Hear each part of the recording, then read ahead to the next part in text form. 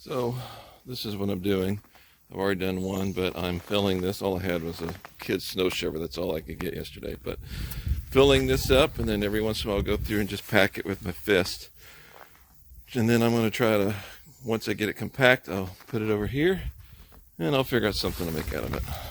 We'll see if that even works though. Alright, so I've got these 3 garbage cans that I have filled with snow and compacted and then turned upside down, so it's about 3 o'clock. And I'll come back out here at 5 and see if I can take them off and if they've actually compressed and are carvable. Okay, so I did not do any videos while I was doing this, but this took about an hour and a half after it all kind of stacked up and set. So I used actually just a spatula to do a lot of the work. You can see just cutting out like this, digging out, being really careful. But nice thing is about this is it's thin, has a nice little bend to it, so it's not straight, and it's stiff.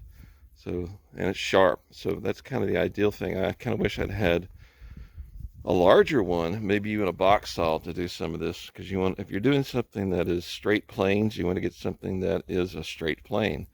So maybe even a tree saw, but a box saw would probably be better. So I just used that, and then like this,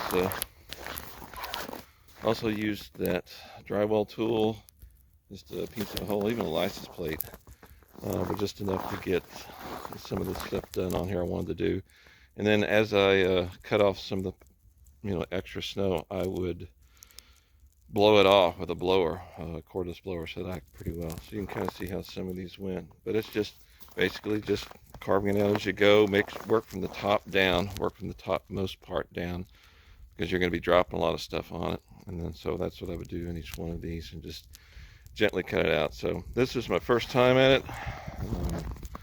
So this video is probably more than for me than anyone else, and this was non-packing snow, so packing snow would have been a lot easier to do, but you can still do it with that, kind of sugary snow. So anyway, hope that helps.